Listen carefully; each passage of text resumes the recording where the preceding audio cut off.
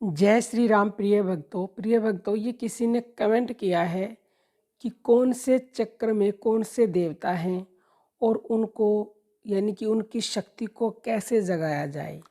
हमारे शरीर में 7 चक्र होते हैं।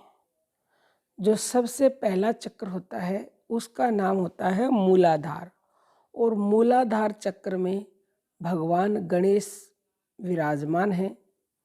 दूसरा चक्र है स्वाधिष्ठान, और उसमें ब्रह्मा जी विराजमान हैं। तीसरा चक्र होता है मणिपुर, उस चक्र में साक्षात विष्णु विराजमान हैं।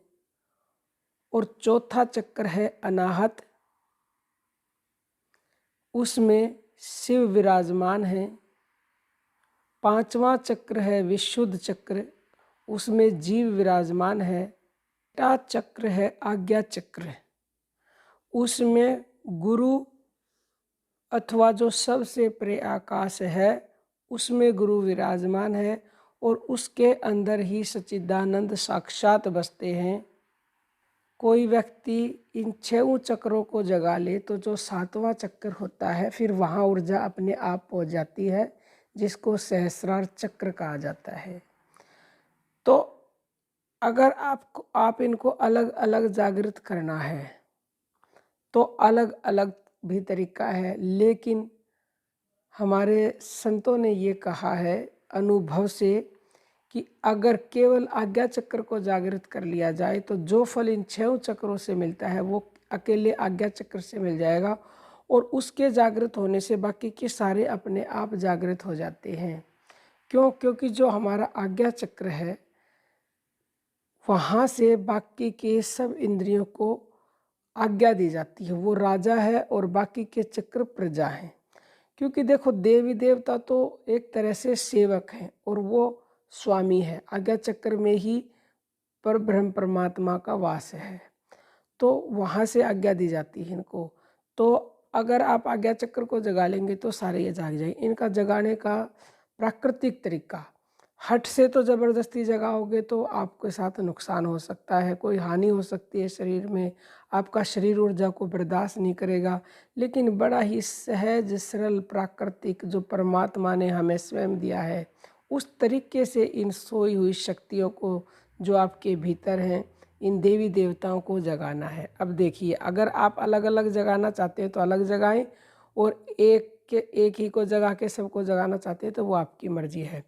हम प्रतिदिन 21,600 श्वास लेते हैं, तो 21,600 श्वासों में से हर देवी देवता के नाम की अलग अलग श्वासें होती हैं। फॉर एग्जाम्पल, जैसे मूलाधार चक्र में गणेश का वास है, उनके लिए 600 श्वास हैं। अगर आप मूलाधार को जगाना चाहते हो तो गणेश जी का ध्यान करके अपने मूलाधार चक्र पर ध्यान टिका के 600 श्वासों का जाप प्रतिदिन गणेश जी को समर्पित करें तो आपका मूलाधार चक्र जागृत हो जाएगा।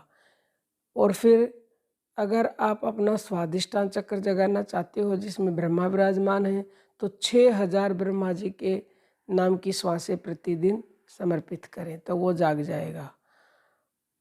और तीसरा चक्र जो है जिसमें विष्णु विराजमान है, मणिपुर, उसके नाम की 6000 श्वासें होती हैं, तो 6000 उसको समर्पित करें तो तीसरा चक्र जाग जाएगा।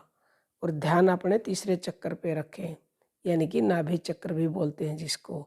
चौथा चक्र जिसमें शिव विराजमान है, जिसको अनाहत कहते हैं, 6000 श्वासें उसके नाम। पांचवा है विशुद्ध चक्र जिसमें जीव विराजमान है, तो 1000 जप यानी कि 1000 श्वासों का जप जीवात्मा के नाम।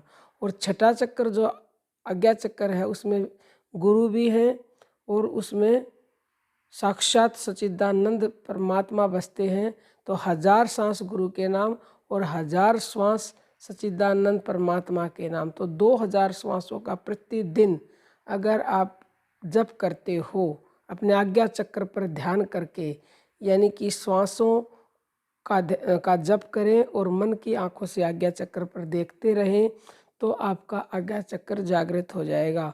अगर ये सारी श्वासें जो हमने बताई इन सब को मिला दोगे तो 21,600 श्वासें होती हैं। तो 21,600 तो कोई कर ले तो वो तो समझ लिए कोई लाखों में एक, करोड़ों में एक साधक होता है। नहीं तो आप करते रहें, कभी ना कभी ये सारी संख्या पूरी हो जाएगी और जिस दिन पूरी हो जाएगी उस दिन अपने आप ही फिर चक्र जाग जाएंगे। अगर यह जानकारी आपको अच्छी लगी है तो अपने जीवन में इसको अवश्य उतारें, क्योंकि इससे उत्तम कोई भी साधन नहीं है आग चक्रों को जगाने का। साधन तो बतेरे हैं, लेकिन सरल, सुगम, आसान और हर समय चलते फिरते भी आप अपने श्वासों का ध्यान कर सकते हैं। चलते फिरते शुरुआत में नहीं कर सकते तो एक जगह बैठकर करने का अभ्यास करें। अभ्यास के बाद तो सब कार्य करते करते भी कर सकते हो। कोई भी प्रश्न हो कमेंट कीजिएगा। जय श्री राम प्रिय भक्त।